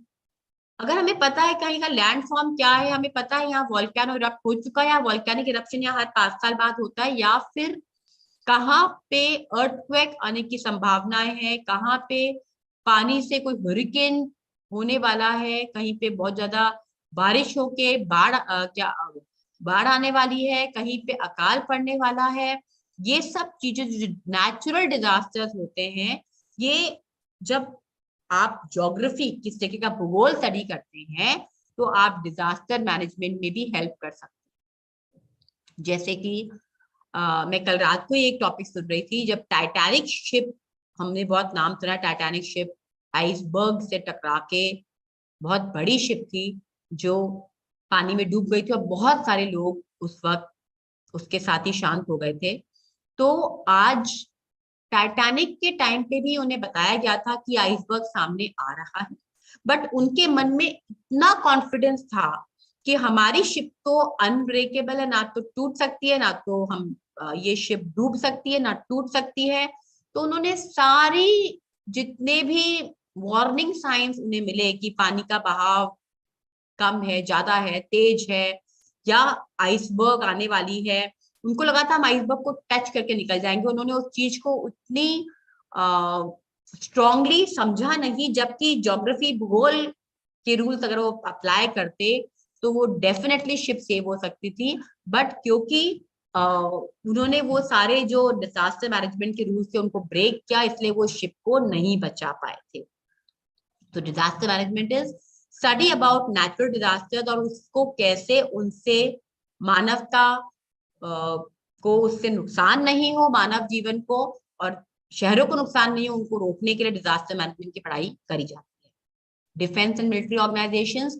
अब हमें पता है कि हमने पिक्चर देखी थी जिसके अंदर वो विकी कौशल होते हैं, एंड वो कोई अंदर के रूट से, पहाड़ों के नीचे कोई रूट से दुश्मन के इलाके में पहुंचते हैं, या फिर जब पुराने राजा महाराजा होते थे तो बहुत सारी अंडरग्राउंड रूट बनते थे जिससे कि आर्मी का अटैक हो जाए, तो उस अंडरग्राउंड रूट से या तो जो नागरिकों को सुरक्षित बाहर निकाला जा सके, या फिर वो अंडरग्राउंड रूट से आर्मी दूसरी जगह पे जा सके, सेना दूसरी जा सके और ऑपोजिट साइड से अटैक कर सके जो लोग अटैक कर रहे हैं उनपे, जिससे कि उनका देश सेव हो जाए। तो डिफेंस एंड मिलिट्री ऑर्गेनाइजेशन को भी बहुत जरूरत होती है भूगोल की, कि उन्हें पता होना चाहिए कौन सा रूट कहाँ से निकल सकता है, कैसे निकाला जा सकता है, कहाँ पेड़ है, पहाड़ है, कहाँ नदियां हैं, किस तरह से रूट चालू होगा जिससे कि मिलिट्री ऑपरेशंस में प्रॉब्लम नहीं आए। ये हम इसमें स्टडी करते हैं। वेदर फोरकास्ट सिस्टम, जब हम पूरे फिजिकल स्पेस की स्टडी कर रहे हैं तो ऑब्वियस ही है कि हम वेदर फोरकास्ट को भी हम कर सकते हैं कि कहाँ पे बहुत हवा का जो तेज दिशा डायरेक्शन से हवा आ रही है, या कहाँ पे अकाल पड़ने वाला है, कहाँ पे सूखा पड़ने वाला है। हवा अब कई बार हम सुनते हैं कि ये फोरकास्ट है कि अगले 7 दिनों में बारिश होने वाली है या फिर ठंड बढ़ने वाली है। ये कैसे होता है? ये इस तरह होता है जब जो छोटे छोटे ये वेदर फोरकास्ट वाले साइंस को स्टडी करते हैं और वो स्टडी करके उनके बेस्ड नतीजे निकालते हैं, उससे वेदर फोरकास्टिंग करते हैं कि कब बारिश आने वाली है, कब हवा का भाव तेज होगा, कब ठंड तेज हो जाएगी। ये सब चीजें वेदर फोरकास्ट से स्टडी होती है। शिपिंग कंपनीज भी ज्योग्राफी यूज करती है, क्योंकि जब शिप चलती है, जैसे हम पहले के जमाने में अगर हम पुरानी कहानियां पढ़े, ऐसे फेबल्स, हमारी पुरानी कहानियां पढ़े, तो ध्रुव तारा से शिप को नेविगेशन मिलता था कि कौन सी दिशा में शिप को चलना है। ध्रुव तारा की दिशा में, उससे उल्टी दिशा में, उससे सीधे हाथ को या उससे उल्टे हाथ को, उनका गंतव्य उधर उस डायरेक्शन में आता है। तो शिपिंग कंपनियां बहुत सारे ज्योग्राफी के रूल्स को स्टडी करती है कि किस तरफ उन्हें बढ़ना चाहिए। पॉलिटिकल ज्योग्राफर क्या होते हैं? जो जब पॉलिटिक्स में रैलीज निकलती हैं, पॉलिटिक्स के अंदर एरिया बैस्पेड होते हैं, कैसे कैंपेनिंग करी जाए, तो ज्योग्राफिकल रूट पता होना किसी भी जगह का बहुत जरूरी है। अदरवाइज कोई भी रैली के लिए, कोई भी पॉलिटिक्स की गाड़ी मूवमेंट के लिए, कोई भी मूवमेंट के लिए जो पॉलिटिशियंस हैं उनपे कोई खतरा नहीं हो, उनपे कोई वार नहीं कर दे, उनपे कोई प्रहार नहीं कर दे, कैसे वो उधर से निकलेगा उनका रूट, कैसे कैंपेनिंग होगी उस रूट पे, ये सब चीजें पॉलिटिकल ज्योग्राफी। क्योंकि हम उस किसी भी जगह की फिजिकल स्पेस को पढ़ते हैं, तो फिजिकल स्पेस को पढ़ने से हम आसानी से इस चीज को कर सकते हैं। एंथ्रोपोलॉजी, अब इसमें देखिए एक स्कल दिखा रखा है, तो हम इस चीज से क्या समझते हैं? अगर हम इस चीज को थोड़ा ध्यान से पिक्चर को देखेंगे तो हमें दिखेगा कुछ किताबें पढ़ी हैं, एक स्कल पढ़ा है, यानी कि मनुष्य जाति का विज्ञान, मनुष्य जाति का कैसे ओरिजिन हुआ, ह्यूमन बीइंग का कैसे ओरिजिन हुआ, उनके बारे में रिसर्च करना और उस रिसर्च को अप्लाई करना, नॉलेज के, उस नॉलेज को अप्लाई करने को ही एंथ्रोपोलॉजी कहते हैं। जैसे कि अगर हम पुराना देखें, इंडस वैली सिविलाइजेशन है, हड़प्पन कल्चर के बारे में हमने बहुत पढ़ा है हमारी किताबों में, हमने वैदिक एज के बारे में बहुत पढ़ा है। उस वक्त कैसे लोग होते थे, क्या लिखते थे, क्या भाषा लिखते थे, क्या लिपि लिखते थे, कैसे लिखते थे, क्या वो लोग का पेड़ों पे लिखते थे, कैसे उनके बारे में हमने देखा है, कहीं कहीं शाप उनके दिखाए गए हैं कि वो अपने जो नाखून होते थे उनसे उन्होंने एनग्रेविंग करी हुई है, किस चीज से एनग्रेविंग करी हुई है। तो ये सब चीजें जब हम पुरानी चीजों के बारे में स्टडी करते हैं, मनुष्य जाति का कैसे विकास हुआ, उस विज्ञान की ही स्टडी को एंथ्रोपोलॉजी कहते हैं। अब क्योंकि हम स्टडी कर रहे हैं पुरानी चीजों के बारे में, नए नए निष्कर्ष निकाल रहे हैं, इसलिए इससे रिसर्च बहुत इंपॉर्टेंट है इस फील्ड में। उसके अलावा एजुकेशन, क्योंकि अगर हम उसकी स्टडी कर रहे हैं, डीप नॉलेज ले रहे हैं, तो एजुकेशन में इसको हम कर सकते हैं। फॉरेंसिक में हमें पता चलता है कि आज जो स्केलेटन है उसका एनालिसिस करते हैं ये लोग, कि एंथ्रोपोलॉजिस्ट देखते हैं कि स्केलेटन कितना पुराना है, किस चीज के चोट लगने से प्रॉब्लम हुई इंसान को, या किस तरीके से प्रहार किया गया किसी भी इंसान पे। तो ये फॉरेंसिक वाले भी स्कल को, स्केलेटन को देख के कई सारे निष्कर्ष निकालते हैं, वो भी एंथ्रोपोलॉजी में आता है। म्यूजियम क्यूरेटर ना, अगर आपको पता है कि ह्यूमन साइंस में जो हम देखते हैं, यानी जो लोगों के बारे में हम पुराने उनके स्केलेटन्स और उनके जो ये स्कल्स हैं, इनसे हम जब कोई निष्कर्ष निकालते हैं, तो हम म्यूजियम क्यूरेटर का काम भी कर सकते हैं, क्योंकि हमें पता होता है कि म्यूजियम में कौन सी चीज जरूरी है, कौन सी नहीं। इसलिए हम म्यूजियम क्यूरेटर का काम भी कर सकते हैं। मार्केटिंग एंड कंज्यूमर बिहेवियर, अब ये जब ये मानवता पे ही स्टडी कर रहे हैं कि पुराना कैसा था, कैसा मार्केट था, तो वो उससे रिलेटेड आज की मार्केटिंग कर सकते हैं कि आज के मार्केट में क्या चीजें हमेशा से ही जरूरत में थी और आज भी जरूरत होंगी, आगे भी जरूरत बनी रहेंगी, और कंज्यूमर का बिहेवियर क्या होगा कोई चीज को लेके या कोई नई पॉलिसी को लेके। ये भी ये स्केलेटन्स और इन स्टडी से करते हैं एंथ्रोपोलॉजिस्ट। और इंटरनेशनल डेवलपमेंट, अगर हमें पता है कि कुछ चीजें, कोई कल्चर बहुत पुराना किसी सिविलाइजेशन से जुड़ा हुआ है और उनसे कोई नई चीजें हम हमारे यहाँ पे ले सकें, तो ये आपस में एक कंट्री से दूसरी कंट्री का डेवलपमेंट हो पाएगा। इसे हम बोलते हैं इंटरनेशनल डेवलपमेंट, यानी जब एक नेशन से दूसरे नेशन को इफेक्ट हो, उससे वो इंटरनेशनल टर्म से हम बोला जाता है। और इंटरनेशनली जब हम सब मिलके डेवलप होते हैं, उसे इंटरनेशनल डेवलपमेंट बोला जाता है। तो ये है हमारी एंथ्रोपोलॉजी की यात्रा, जहां पे हम ह्यूमंस को स्टडी करते हैं, पुराने स्कल स्केलेटन को स्टडी करते हैं, वो हम एंथ्रोपोलॉजी में करते हैं। अब आया हिस्ट्री। देखिए, एंथ्रोपोलॉजी में हम स्टडी कर रहे थे ह्यूमंस को और स्केलेटन्स को और उन सब के बारे में। हिस्ट्री में हम ज्यादातर क्या करते हैं स्टडी, हम डेट्स के बारे में स्टडी करते हैं, इवेंट्स के बारे में स्टडी करते हैं। ये इवेंट इस वक्त हुआ था, इस तारीख को हुआ था, इस एरा में हुआ था, एसी बीसी, बिफोर क्राइस्ट, एनो डोमिनी, एडी बीसी कब हुआ था, कैसे हुआ था, किसने किया था, ये सब चीजें हम हिस्ट्री में स्टडी करते हैं। सबसे पहले जो हिस्ट्री में हम टॉपिक स्टडी करते हैं वो है आर्कियोलॉजिस्ट। आर्कियोलॉजिस्ट क्या होते हैं? जो लोग पुरानी चीजों के बारे में स्टडी करते हैं, उनको आर्कियोलॉजिस्ट कहा जाता है। जैसे कि एक मूवी आई थी जिसमें दीपिका पादुकोण आर्कियोलॉजिस्ट होती हैं और वो पुरानी चीजों को धरोहर के रूप में सजाने, संवारने और अच्छा करने के लिए नित्य प्रतिदिन मेहनत करती रहती हैं, तो उन्हें आर्कियोलॉजिस्ट कहा जाता है। दूसरा हो गया हिस्टोरियन। हिस्टोरियन यानी जो पर्टिकुलरली डेट स्टडी करे, इवेंट स्टडी करे, वो हिस्टोरियन के अंदर काम करते हैं। हेरिटेज प्रिजर्वेशन या कंजर्वेटर, रिस्टोरर, जो चीजें हिस्ट्री से रिलेटेड चीजें हैं और बहुत चीजें हमारी इधर उधर फैली हुई हैं, कि कैसे हेरिटेज को हमारा प्रिजर्व किया जाए, उसको कैसे कंजर्व किया जाए और कैसे उसको बचाया जाए, वो हिस्ट्री में जब हम पढ़ते हैं तो उसे हम हेरिटेज कंजर्वेशन बोलते हैं। म्यूजियम क्यूरेटर, म्यूजियम में कैसे चीजें कहाँ रखी जाए, क्या इंपॉर्टेंट है, नहीं है, क्योंकि हिस्ट्री से रिलेटेड है, डेट से रिलेटेड है, इसलिए वो भी म्यूजियम का काम बहुत अच्छे से कर सकते हैं।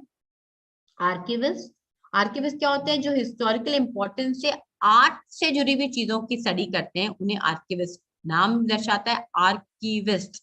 तो जो आर्ट से जुड़ी हुई चीजें हैं वो ये स्टडी करते हैं और उनको उनके निष्कर्ष निकालते हैं, तो उन्हें हिस्ट्री के अंदर आर्किविस्ट कहा जाता है।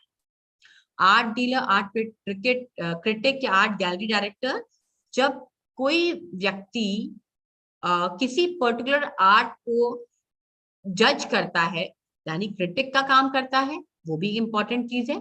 उसमें डील करते हैं, उसको बेचते हैं, उससे मुनाफा कमाते हैं, कोई पुरानी चीज को बेच के, इसलिए वो आर्ट डीलर हो गए। या आर्ट गैलरी डायरेक्टर, यानी कि जो आर्ट गैलरी क्रिएट करके वहां के डायरेक्टर हैं कि भाई कौन सी चीज कैसे शोकेस किया जाए कि लोगों को ज्यादा से ज्यादा चीजों के बारे में नॉलेज ज्ञात। बुक, जर्नल या डॉक्यूमेंट्री एडिटर, अब क्योंकि इनको बहुत सारी चीजों के बारे में पता होता है, डेट्स, चीजों के बारे में, कब हुई थी घटित चीजें, तो ये डॉक्यूमेंट्री एडिटर का काम भी करते हैं। बुक के भी एडिशन में हेल्प कर सकते हैं, क्योंकि इनको काफी जानकारी होती है आर्ट से रिलेटेड, हिस्ट्री से related. Independent research and consultants, ये कौन होते हैं? जो इंडिपेंडेंटली रिसर्च करते हैं हिस्ट्री के बारे में, क्योंकि इनको बहुत शौक है पुरानी चीजों के बारे में पता करना, पुरानी चीजों की नॉलेज लेना, क्या डेट पे हुई थी, किस तरीके से हुई थी, कौन कौन लोगों ने पार्टिसिपेट किया था, वो इंडिपेंडेंट रिसर्चर्स उसके बारे में पता करते हैं, हिस्ट्री के क्षेत्र में उनके बारे में पता करते हैं। नेक्स्ट क्षेत्र जो हमारा आया है ये है इकोनॉमिक्स। इकोनॉमिक्स क्या है? अगर हम बहुत सिंपल सी भाषा बोलें कि इकोनॉमिक्स बहुत बच्चे पढ़ते हैं, ये है अर्थशास्त्र। अगर आप पिक्चर देखेंगे तो यहाँ पे कुछ रुपयों की पिक्चर्स बनी हुई, यानी कि अर्थशास्त्र में हम क्या पढ़ते हैं कि क्या लोगों की डिमांड है, क्या उसकी किस तरह से मैन्युफैक्चरिंग हो रही है और किस तरह से उसकी सप्लाई हो रही है।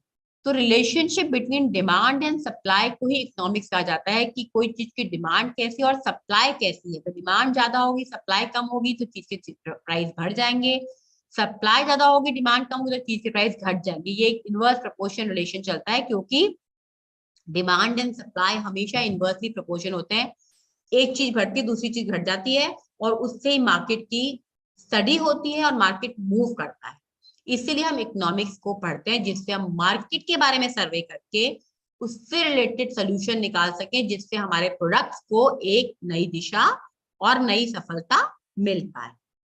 तो सबसे पहले इसमें जो सब्जेक्ट हम पढ़ते हैं वो है इकोनॉमिक रिसर्च एंड एडवाइजरी, जो ओवरऑल प्रोडक्शन, कंजम्पशन, प्राइसिंग के बारे में स्टडी करते हैं, डेटा हैंडलिंग के बारे में स्टडी करते हैं, उन्हें इकोनॉमिक रिसर्च एंड एडवाइजरी कहा जाता है।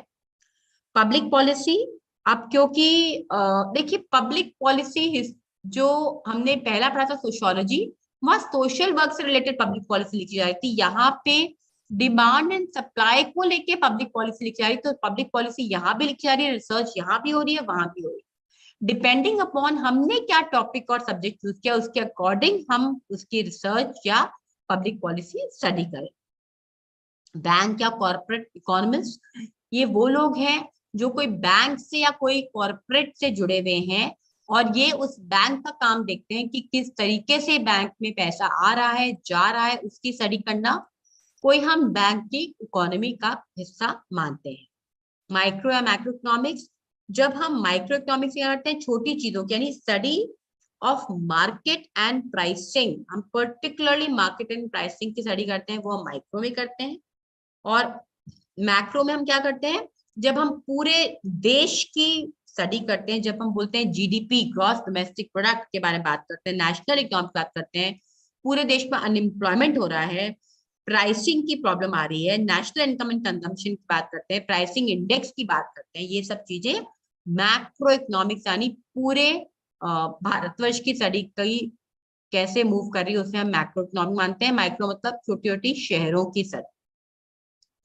Data science and computational economics, ये क्या होता है, जब हम इन सभी चीजों के चाहत और जो हमारी डिमांड एंड सप्लाई है उनसे रिलेटेड डेटा को निकाल लेते हैं और उसको कंप्यूटर के द्वारा चीजों को प्रेजेंट करते हैं, तो वो डेटा साइंटिस्ट के रूप में या कंप्यूटेशनल इकोनॉमिस्ट के रूप में काम करते हैं। जो चीज वहां पे वो लोग उस डेटा को पूरा एक अर्थशास्त्र को निकाल के उस डेटा को यूज करके जब वो आगे बढ़ते हैं, तो उसे हम डेटा साइंस या कंप्यूटेशनल इकोनॉमिक्स का काम नाम देते हैं। बिहेवियर इकोनॉमिक्स, ये क्या है, जब हम किसी पर्टिकुलर मार्केट को या इंडिविजुअल को जब हम उनकी स्टडी करते हैं, तो उसे हम बिहेवियरल इकोनॉमिक्स में देखते हैं कि कैसा मार्केट का टोटल बिहेवियर मूव कर रहा है, वो हम बिहेवियरल इकोनॉमिक्स में पकड़ते हैं। देखिए ये सब चीज इंटरडिसिप्लिनरी है। इंटरडिसिप्लिनरी क्या होता है, एक दूसरे से जुड़ी हुई है। ऐसा नहीं है कि अगर मैं डेटा साइंस का काम करूँ बिहेवियर इकोनॉमिक्स नहीं करूँ। बिहेवियर इकोनॉमिक्स तो आपको पढ़ना ही पड़ेगा, तभी आप उसको कंप्यूटेशनल फॉर्मेट में प्रोड्यूस कर पाएंगे। या आप लोग को इकोनॉमिक रिसर्च हमने डिटेल में नहीं करी, बट हमें पता तो होना चाहिए कि रिसर्च क्या कहती है, नहीं तो हमें पुरानी चीजें को पता ही नहीं चलेगा। आगे बढ़ने के लिए हमें पुराने रिकॉर्ड्स पढ़ने बहुत जरूरी हैं। इसीलिए सभी चीजें इंटरडिसिप्लिनरी हैं, यानी एक दूसरे से जुड़ी हुई हैं। ऐसा नहीं है कि हम एक चीज पढ़ रहे हैं तो दूसरे के बारे में नॉलेज हमें नहीं होगी। Economics as a whole subject होगा और इस होल सब्जेक्ट में हम इन चीजों के बारे में पढ़ाई करेंगे। फिर इकोनोमेट्रिक्स, इकोनोमेट्रिक्स यानी कि स्टैटिस्टिकल मेथड से जब हम इकोनॉमिकल डेटा को कोरिलेट करते हैं, तो वो इम्पेरिकल डेटा का जो फॉर्मेट ले लेता है उसे हम इकोनोमेट्रिक्स के बारे में बोलते हैं, यानी स्टैटिस्टिकल डेटा का फॉर्मेट। जब हम उसको कोई भी हमारे इकोनॉमिक्स में डिमांड सप्लाई स्टडी करी, उससे जब हमने डेटा के फॉर्मेट में, स्टैटिस्टिक के फॉर्मेट में प्रेजेंट करने वालों को इकोनोमेट्रिक्स बोलते हैं। तो कैसे इकोनोमेट्रिक्स करी जाए जिससे कि डेटा इजिली रीडेबल हो, इजिली एक्सेसिबल हो, इजिली अंडरस्टैंडेबल हो, उसमें हम इकोनोमेट्रिक्स का काम करता है।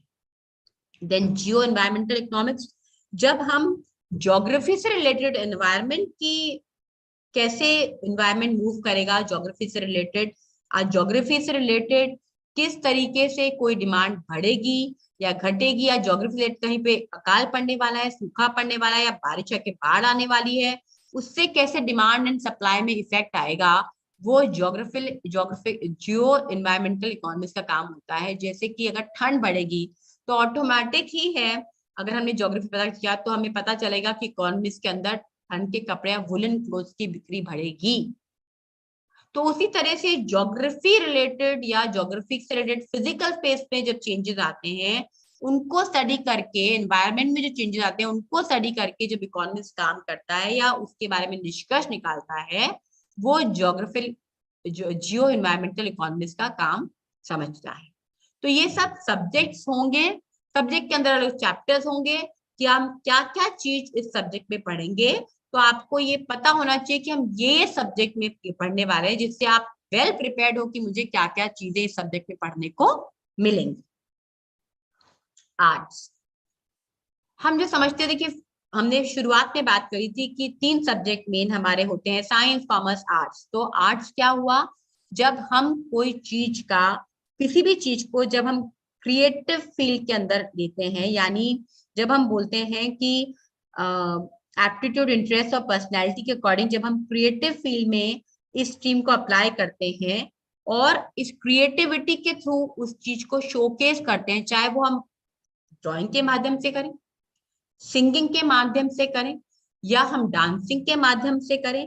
तो जब हम किसी भी चीज को हमारे फिजिकल रूप से शो करते हैं, फिजिकली ड्राइंग करके, समझा के बात कर, उसको सिंग करके, डांस करके, कोई भी हम एक पर्टिकुलर एस्पेक्ट को यूज करके जब हम उस फील्ड को अप्लाई करते हैं, उसे हम अप्लाइड आर्ट्स का फॉर्मेट बोलते हैं।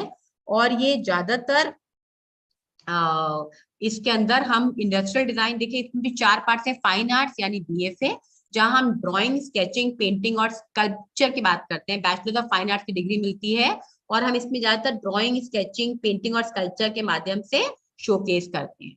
परफॉर्मिंग आर्ट्स, ये हम, इसमें भी BA की डिग्री मिलती है, ये या फिर BVoc की, बैचलर वोकेशनल, जिसके अंदर हम डांस, म्यूजिक या सिंगिंग के थ्रू हम परफॉर्म करके आर्ट का माध्यम यूज करते हैं। विजुअल आर्ट्स यानी बैचलर ऑफ विजुअल आर्ट्स की डिग्री मिलती है, इसमें print making, photography, film and video making, graphic design के अंदर जिस तरह से हम प्रस्तुत करते हैं चीजों को, तो हम विजुअल आर्ट्स में काम करना चाहते हैं। अप्लाइड आर्ट्स यानी उसी आर्ट को अप्लाई किया जाए for industrial design, fashion design या इंटीरियर डिजाइन के लिए, तब उसे बोलते हैं हम अप्लाइड आर्ट्स। यानी वही आर्ट्स जो थी उसे हमने अप्लाई किया इंडस्ट्री के अंदर जॉब लेने के लिए, या फैशन डिजाइनिंग में जॉब लेने के लिए, या इंटीरियर डिजाइनर का जॉब लेने के लिए, काम करने के लिए, तब उसे हम अप्लाई करने की नॉलेज को अप्लाइड आर्ट्स बोलते हैं। तो आर्ट्स अगेन सब्जेक्ट जिसके अंदर हम अपनी बॉडी के द्वारा, चाहे वो कोई भी चीज हम खुद पर्टिकुलरली खुद करके करते हैं, उसे हम आर्ट्स का फॉर्मेट देते हैं। बेस्ट कॉलेजेस फॉर ह्यूमैनिटीज, अभी काफी सारे ह्यूमैनिटीज के कॉलेजेस दिए हुए हैं। MVN यूनिवर्सिटी पलवल हरियाणा में है, MIT university Noida, Jaipur, JNU Delhi, इसके अंदर हम JNU का CUT एग्जाम देते हैं। देखिए आजकल ज्यादातर यूनिवर्सिटीज में एडमिशन के लिए हमें एक कॉमन एंट्रेंस टेस्ट देना होता है। ये CUT क्या है? It is common universal entrance test, जो क्लियर करने के बाद ही हम ज्यादातर कई यूनिवर्सिटीज में एडमिशन ले पाते हैं। जैसे अगर हम दिल्ली की बात करें इस वक्त तो CUT का है, बम्बई की बात करें तो NPAT का है, जयपुर में कॉलेजेस में ज्यादातर अभी भी एंट्रेंस एग्जाम के बेसिस पे लिया जा रहा है। हम अगर यूपी की बात करें तो वहां पे भी हमारे अलग अलग, जो जैसे अगर हमने यूनिवर्सिटीज हैं उनमें अलग अलग तरीके से हमारे को पता चलता है कि वहां पे वाया एंट्रेंस है या via admission is via cut off list या via admission is via entrance exam. यहाँ पे LSR, GMC, गार्गी, कमला नेहरू जितने दिल्ली के हैं ये वाया CUT आपके आ गए। Institute of home economics new Delhi है। Kanoria college Jaipur cut off list के बेसिस पे है। Saint Xavier's college Ahmedabad via entrance. Baba Saheb Bhimrao Ambedkar university Lucknow via entrance. HK arts college Ahmedabad via entrance. Gujarat arts and commerce cut off list. तो जहाँ entrance exam है वहां पे particularly entrance exam होता है, उसके थ्रू ही आपको उस कॉलेज में आपको 12वीं के नंबर केवल 60% या 70% चाहिए जितना कॉलेज मांगता है। बाकी एंट्रेंस एग्जाम करना क्लियर बहुत जरूरी है उस चीज में अप्लाई करने के लिए। डिजाइन, ये डिजाइन एक अगेन एक इम्पोर्टेंट करियर है आर्ट्स में। जब हम बोलते हैं कोई भी टैंजिबल यानी जो प्रोडक्ट हम देख सकते हैं, छू सकते हैं, फील कर सकते हैं, जब वो प्रोडक्ट हम खरीदते हैं, बेचते हैं, उसे कॉमर्स कहा जाता है। उसकी मैन्युफैक्चरिंग करते हैं उसे इंजीनियरिंग कहा जाता है। और उसके दिमाग में उसकी उपज होती है उसे डिजाइन कहा जाता है। हमने कोई ड्रेस के बारे में दिमाग में उपज आई, फिर उसको हमने ड्रॉ किया तो वो ड्रेस डिजाइन हो गई। हमने कोई टेबल, चेयर, अगर हमने कोई भी वस्तु, ऑब्जेक्ट के बारे में डिजाइन किया वो ऑब्जेक्ट डिजाइन हो गई। हमने कोई मशीन के बारे में डिजाइन किया, इंडस्ट्रियल डिजाइन हो गई। डिपेंडिंग अपॉन हमने क्या डिजाइन के फील्ड में हम पढ़ना चाहते हैं, हम उसी तरह का डिजाइन फील्ड ले सकते हैं। इसमें करियर ऑप्शंस क्या क्या है? इंडस्ट्रियल डिजाइन में प्रोडक्ट डिजाइन आ गई, जिसमें UG के PG के दोनों कोर्सेज हैं। Ceramic and glass design, toy end game, transportation design, furniture and interior design. Communication के अंदर है ग्राफिक, एनिमेशन, फिल्म और फोटोग्राफी। फैशन में है एप्रल यानी कपड़ों का डिजाइन, लेदर यानी चमड़े का डिजाइन, निटवेयर यानी गर्म कपड़ों का डिजाइन, टेक्सटाइल यानी कपड़ों का डिजाइन, एसेसरीज यानी जो एक्स्ट्रा हाथ में, कान में, कोई भी हम जो एसेसरीज पहनते हैं, चाहे वो बेल्ट हो, चाहे वो शूज हो, चाहे वो वॉलेट हो, चाहे वो लेडीज में ब्रेसलेट हो, जो भी हो उसके एसेसरीज के डिजाइन को हम फैशन डिजाइन के अंदर एज अ करियर ऑप्शन ले सकते हैं। इंडस्ट्रियल डिजाइन के टॉप कॉलेजेस क्या क्या है? NID national institute of design Ahmedabad, Kurukshetra Vijayawada में है, ये भी वाया एंट्रेंस एग्जाम होता है। IIT दिल्ली वाया UCED है। MIT university Noida entrance exam के तहत है। NIT Ahmedabad via NID entrance है। School of design university of petroleum and energy studies Dehradun में है, वाया UCED या UPET दैट है।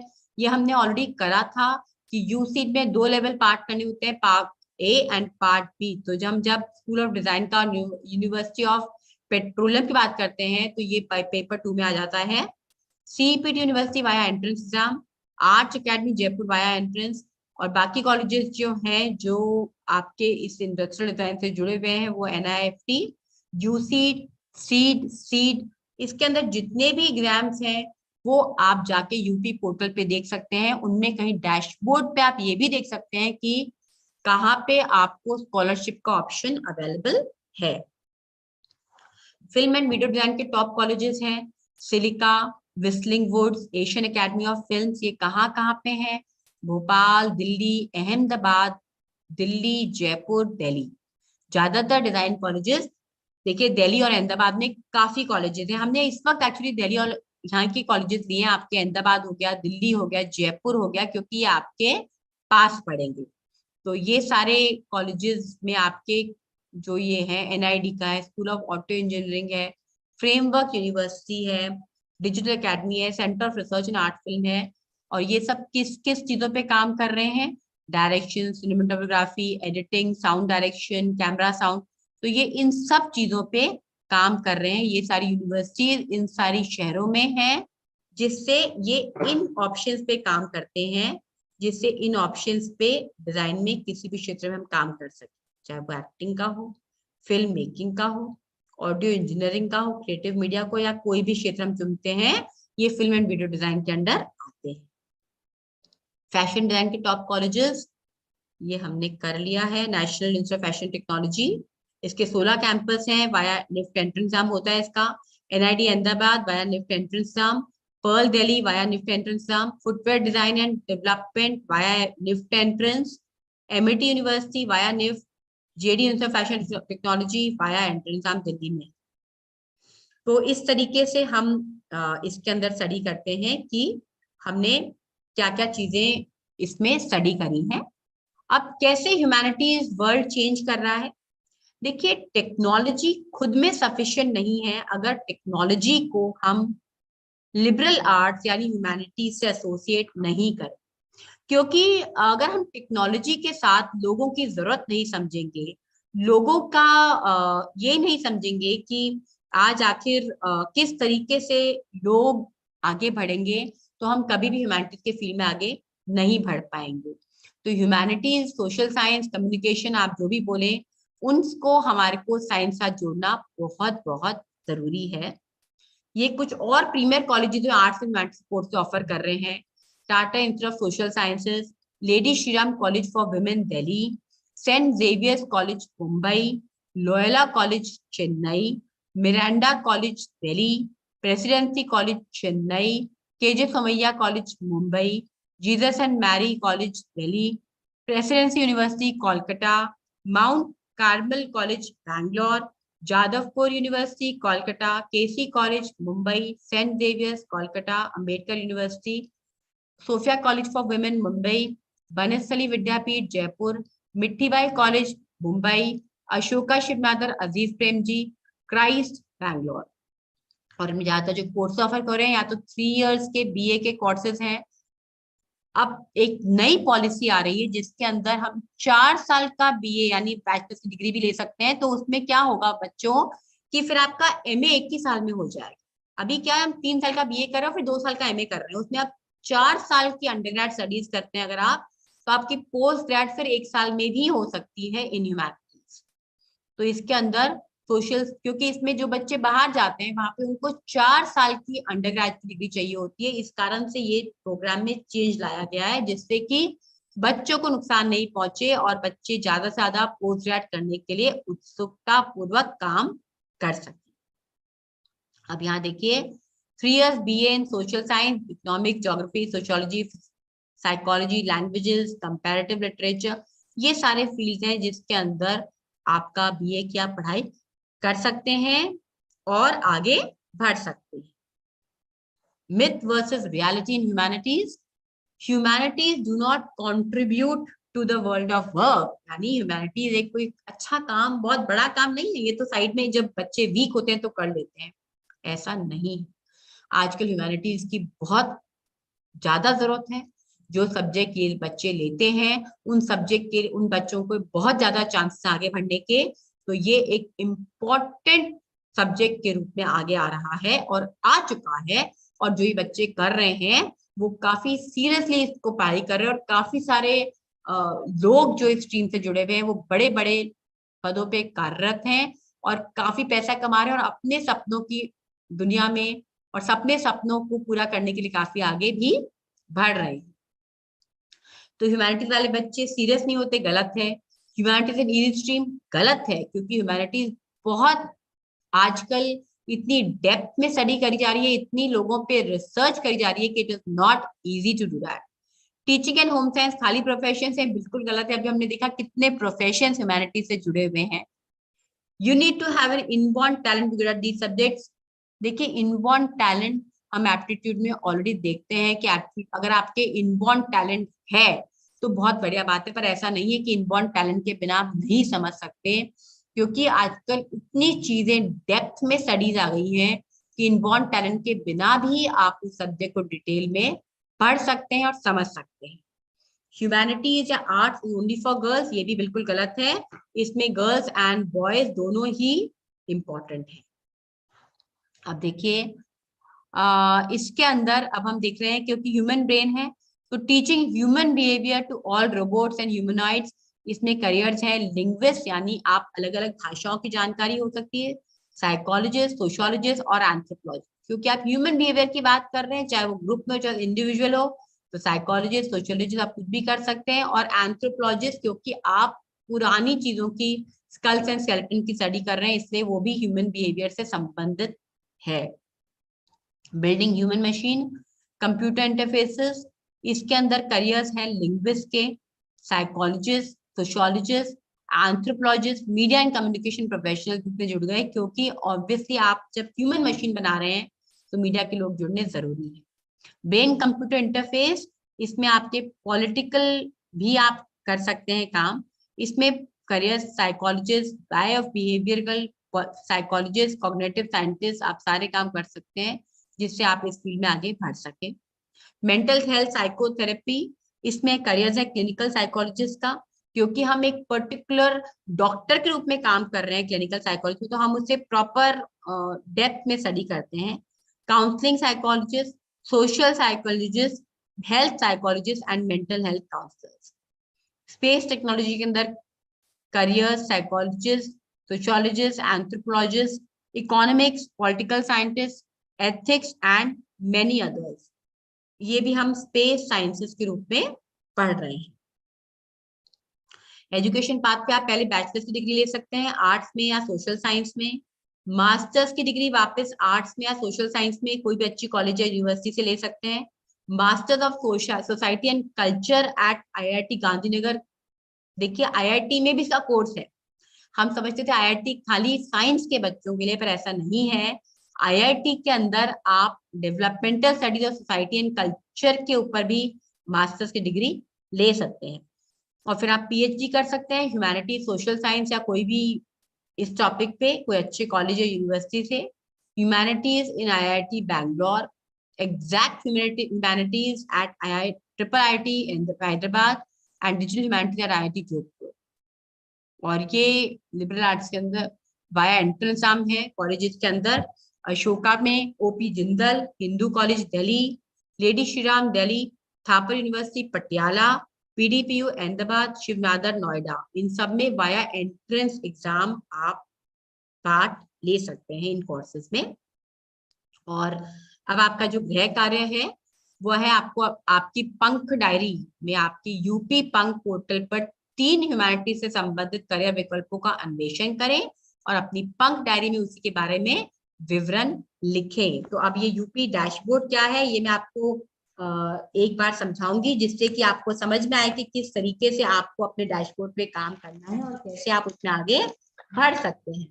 तो हम इसके लिए अपने डैशबोर्ड को खोलेंगे और उसी के तरीके डैशबोर्ड क्या है जिससे हमको ये आपको बहुत सुंदर ऑप्शन दिया गया है आसमान फाउंडेशन और यूनिसेफ की तरफ से, जहां पे आप 550 करियर, 15,000 से अधिक कॉलेज, बहुत सारी स्कॉलरशिप और एंट्रेंस आपके बारे में देख सकते हैं। देखिए आप जब आपका पंख पोर्टल खोलेंगे, UP पंख पोर्टल लिखेंगे तो इस तरह की स्क्रीन खुलेगी। यहाँ पे आप प्रवेश वाले उसको दबा देंगे। यहाँ पे छात्र की यूनिक ID मांगेगा, क्योंकि मैं तो एक काउंसलर हूँ, मैं मेरी डेमो ID डाल रही हूँ। आपको अपनी ID आपके स्कूल से मिल जाएगी, वो आप वहां से ले लेंगे। पासवर्ड आपको सभी बच्चों का 1 2 3 4 5 6 है, वो आप डाल देंगे और यहाँ आप लॉगिन करेंगे।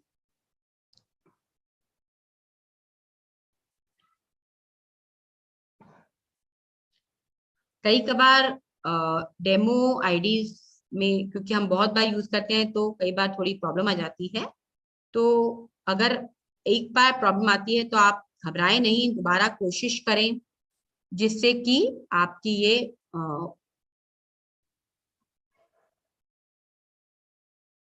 देखिए यहाँ पे डेमो ID है, इस वक्त ये काम नहीं कर रही है। Ma'am you can use CC demo. CC UP demo, yeah, the another one CC demo one. CC demo all in I mean, just small. remove all of it. There was another option there. So I'll use CC demo 1 2 3. Yeah, CC demo 1, and try login with this. 1 2 3, right? No, just one, just one. Okay, and password remains the same. So ये हमने बच्चों दूसरा एक demo add डाला था, पर probably आज शायद पोर्टल पे कभी कभार कंसर्न आ जाती है। देखिए बेटा, तो अभी ये शायद उस कारण से यहाँ पे ये लॉगिन नहीं हो पा रहा है, बट कोई बात नहीं। आपको अपने स्कूल से जो लॉगिन ID और आपका पासवर्ड मिलेगा वहां पे देखिए, कभी कभार बिकॉज ऑफ इंटरनेट प्रॉब्लम ये प्रॉब्लम आ जाती है, तो घबराने की जरूरत बिल्कुल नहीं है। आप आधी घंटा 1 घंटे बाद ट्राई करेंगे तो डेफिनेटली दोबारा लॉगिन हो जाएगा। बट कभी कभार ये कंसर्न आ जाती है, तो आप बिल्कुल घबराएं नहीं और उसको आप दोबारा देख सकते हैं। ये खुलते ही, लॉगिन करते ही आपको एक स्क्रीन आएगी। स्क्रीन पे वो आपसे आपका थोड़ा डेटा मांगेंगे कि आपका नाम क्या है, आपको क्या इंटरेस्ट है, और सब कुछ वो आपका डेटा लेके वो वहां पे 4 तरह के आइकन दिखाएंगे। करियर्स के बारे में, आपके जो जितनी डिग्रीज है, कॉलेजेस है, उनके बारे में, आपकी स्कॉलरशिप्स के बारे में और टेस्ट के बारे में। तो आप जो भी आइकन प्रेस करेंगे, अगर आप करियर का आइकन प्रेस करते हैं तो वो आपसे फिर 2 ऑप्शन मांगेगा कि आपको प्रोफेशनल करियर चाहिए या वोकेशनल। प्रोफेशनल करियर के अंदर बच्चों, आप जिन कोर्सेज में डिग्री मिलती है, आप वो वाले कोर्सेज आप वो वाले देख सकते हैं। वहां पर आप वो देख सकते हैं कोर्सेज। मैं एक और डेमो आईडी ट्राई करती हूँ, 1 मिनट। डेमो आईडी 1, तो 1 मिनट अगर ये खुल जाता है तो हम एक बार इसको ट्राई कर लेते हैं।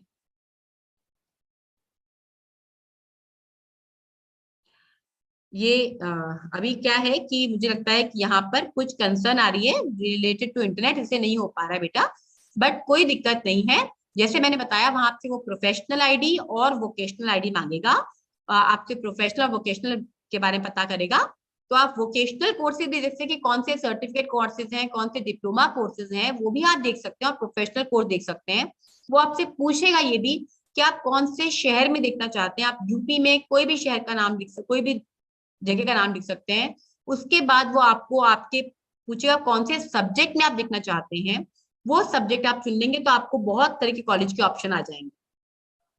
करियर के ऑप्शन में आप कोई भी करियर सेलेक्ट करते हैं, उस करियर से रिलेटेड वो बहुत सारे सब करियर खोल देगा। जैसे आपने लिखा मुझे डॉक्टर बनना है, अब वो डॉक्टर का पूछेगा आपसे कि जी आप ईएनटी में करना चाहते हैं, आप लिवर में करना चाहते हैं, किडनी में करना चाहते हैं, आप क्या चीज में करना चाहते हैं।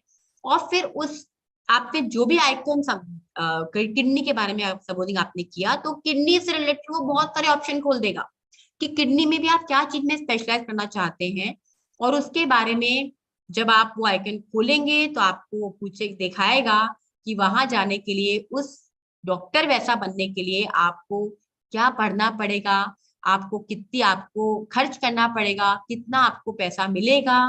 वहां पे आपके कई सारे टेस्टिमोनियल्स हैं, यानी कि कुछ लोग जो वो बन कर चुके हैं काम या कर रहे हैं, उनके कुछ आपको उनके बारे में पढ़ने को मिलेगा। हमारा वहाँ एक चैट ऑप्शन बहुत अच्छा ऑप्शन है, जहाँ पे आपको आप हमारे काउंसलर से हम तक पहुंच सकते हैं और आपको कुछ भी अगर चैट में पूछना हो तो हम आपको चैट के द्वारा उसका भी जवाब देंगे। तो आप हमसे हमेशा कनेक्टेड हैं। ऐसा नहीं है सेशन खत्म होने के बाद आप हमसे कनेक्टेड नहीं है। ये लाइव सेशन है, आप दोबारा जाके यूट्यूब पे स्ट्रीम करके मेरा पूरा सेशन देख सकते हैं। उसके अलावा आप कभी भी कुछ पूछना चाहें डैशबोर्ड के बारे में, आप किसी भी ऑप्शन के बारे में पूछना चाहें, तो आप जाके चैट बॉक्स ऑप्शन पे पूरा पूछ सकते हैं। और आप सभी तरह के career, college, scholarships, entrance exam सभी के बारे में आप स्टडी कर सकते हैं, जिससे कि आप हमेशा उस डैशबोर्ड का इस्तेमाल करके आगे अपने करियर के बारे में, अपने गंतव्य के बारे में क्लियर पिक्चर आपके सामने आ जाए और उसके अकॉर्डिंग आप तैयारी करना शुरू कर दें। आप अपनी पंख डायरी बनाएं कि मुझे यहाँ पहुंचना है, उसके लिए मुझे 10वीं में इतने अंक चाहिए, 12वीं में इतने अंक चाहिए, यूजी में मुझे ये सब्जेक्ट पढ़ने हैं, पीजी में मुझे ये करना है, इतने नंबर लाने हैं, एंट्रेंस एग्जाम के लिए ये तैयारी करने हैं, इतना पैसा इकट्ठा करना है। ये सब चीजें आपके लिए डायरी में लिखनी बहुत जरूरी है, जिससे कि आप स्टेज बाय स्टेज अपने गंतव्य की तरफ आगे एक कदम बढ़ाते जाएं और अपने करियर की दिशा में एक सक्सेसफुल करियर पर्सन का आप टाइटल हासिल करें और अच्छे अच्छे करियर को आप अपना के आगे जीवन में सफलता पा सकें।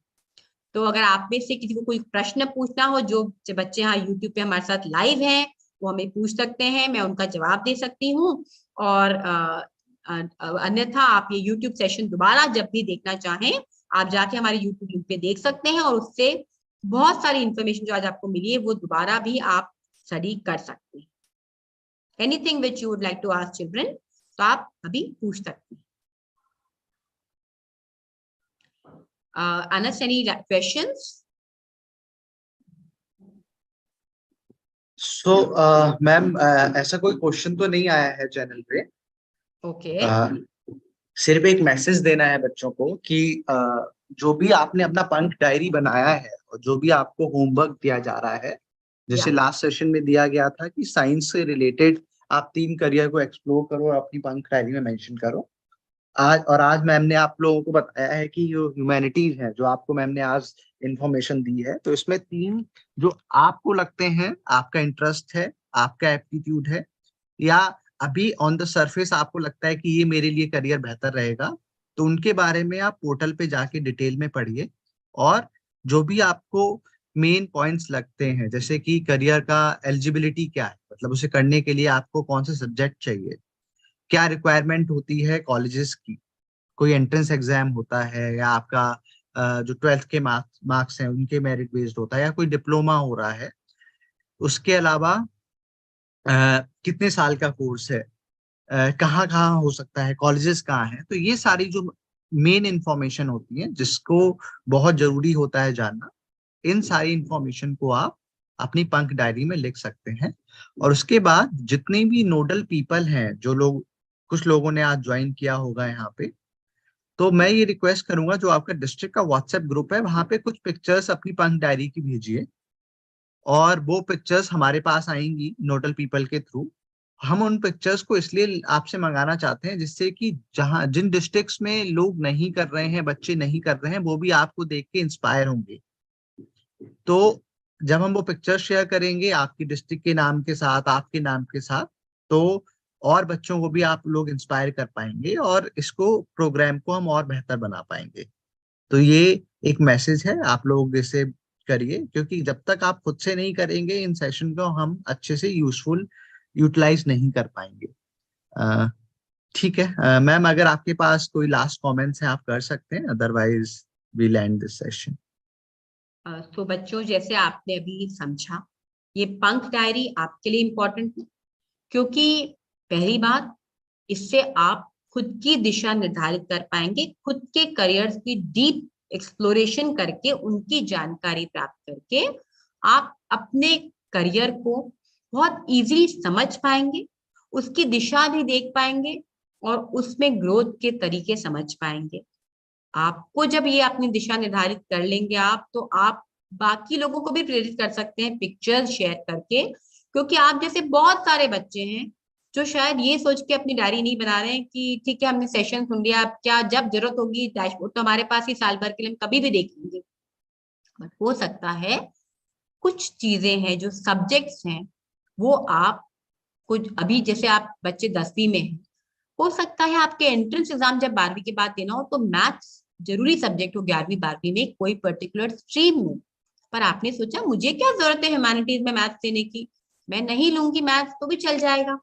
बट आज इंडस्ट्रियल डिजाइन में जाना है, तो हो सकता है मैथ्स आपको 11वीं 12वीं में पढ़ना जरूरी हो। ये आपको डैशबोर्ड के द्वारा इंफॉर्मेशन मिल जाएगी कि आपको क्या चीजें जरूरी हैं।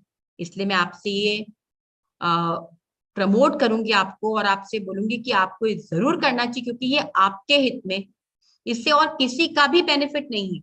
ये आपको पता चलेगा तो आप अपने जीवन को इजिली समझ के आगे बढ़ पाएंगे। तो सभी बच्चे जरूर से डैशबोर्ड को देखें और आपकी डायरी में 3 आपके, जैसे सर ने कहा, आपके इंटरेस्ट, आपके एप्टीट्यूड, आपकी पर्सनालिटी के अकॉर्डिंग 3 प्रमुख करियर के बारे में पूरी जानकारी अपनी डायरी में लिखें और उससे हमसे शेयर करें।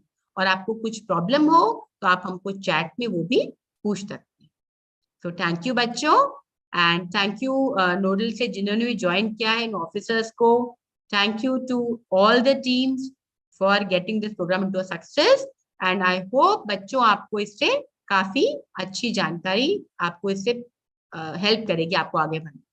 थैंक यू बच्चों, thank you everybody, thank you.